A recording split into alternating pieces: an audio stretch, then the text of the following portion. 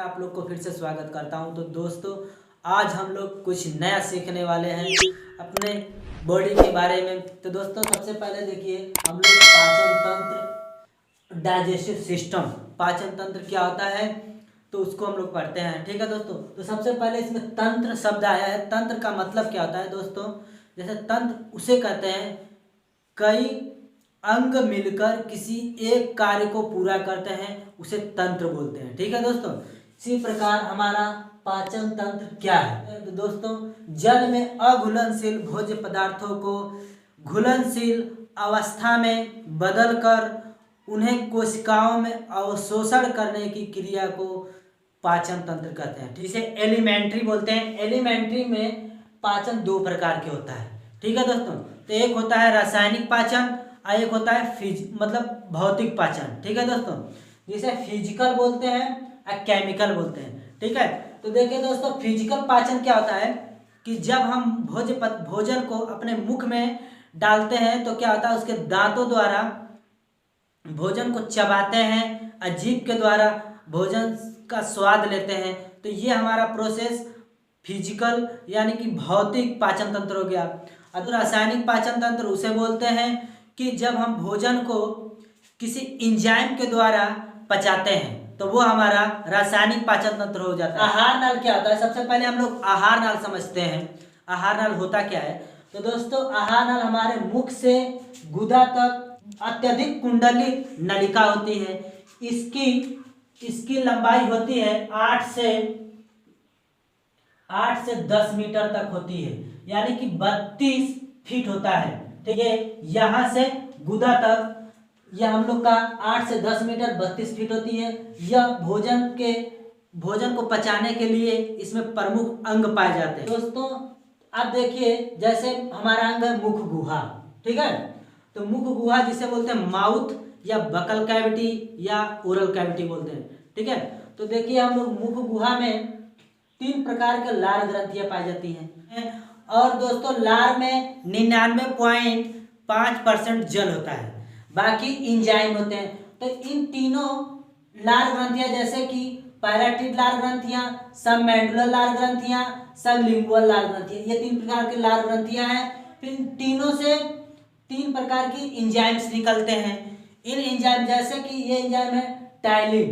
Ptyalin दोस्तों carbohydrate का पाचन करता है, जो 30% कार्बोहाइड्रेट मुंह में ही पच जाता है, स्टार्च को मल्टोज में बदल देता है। ठीक है। जो एंजाइम होता है हमारे भोजन में आने वाले हानिकारक पदार्थों, हानिकारक जीवाणुओं को क्या करता है, ये नष्ट करता है।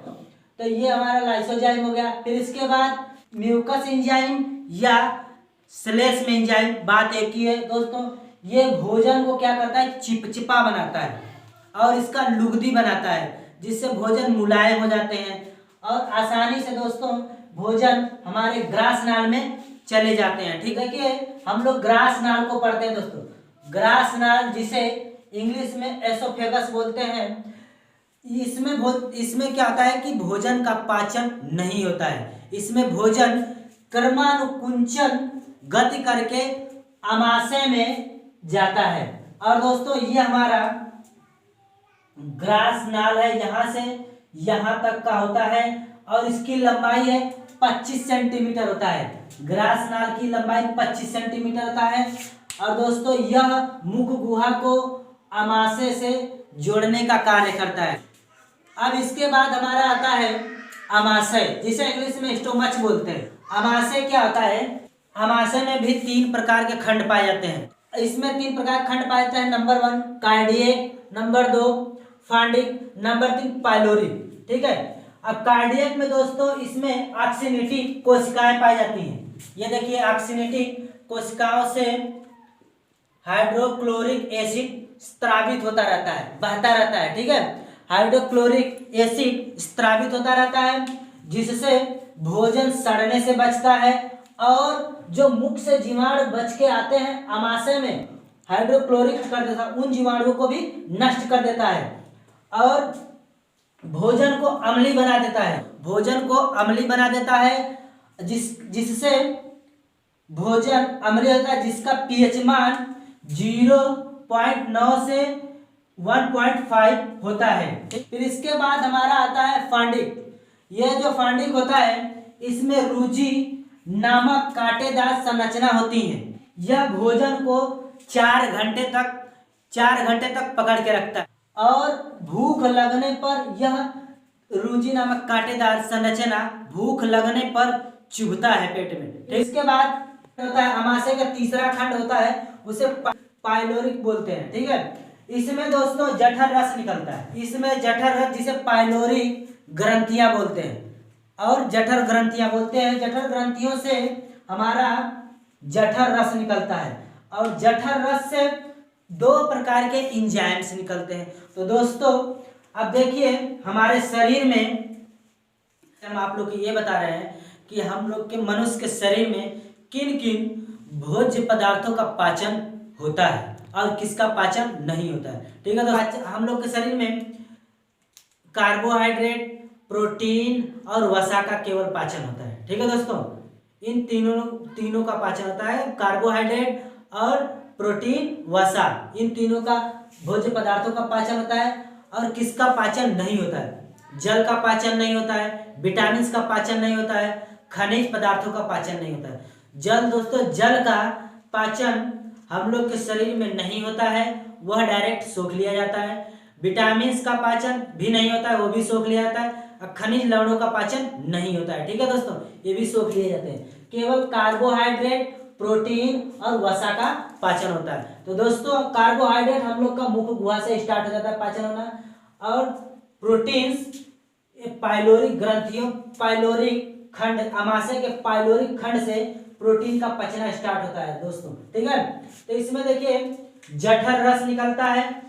जठर रस निकलता है जिससे 2 प्रकार के एंजाइम्स निकलते हैं जिनका नाम है पेप्सिन और रेनिन। दोस्तों पेप्सिन क्या करता है, और अब पेप्सिन एंजाइम्स प्रोटीन को पाचन करके पेप्टान्स में बदल देता है। दोस्तों रेनिन एंजाइम्स क्या करता है, दूध में उपलब्ध कैसीन को पाचन करता है, उसको कैल्शियम पैरोकेसिनेट में बदल देता है, दही में बदल देता है। ठीक है दोस्तों, तो दोस्तों जैसे कि हम आप लोग को एक कहानी सुना रहे हैं। जैसे कि बच्चे जो होते हैं, छोटे बच्चे, वह दूध पीते हैं। दूध पीने के बाद कुछ समय के बाद वो अगर पलटी करते हैं, धोखे से पलटी करते हैं, तो देखेंगे आप लोग की पलटी, वह दूध पीते हैं फिर उसके बाद दही निकलता है। क्यों? क्योंकि रेनिन एंजाइम्स होता है ना, वो दूध को क्या करता है, दही बना देता है। ठीक है दोस्तों, तो इसके बाद आता है हम लोग को छोटी आंत, स्मॉल इंटेंसिटी। ठीक है, अब इसको हम लोग पढ़ेंगे।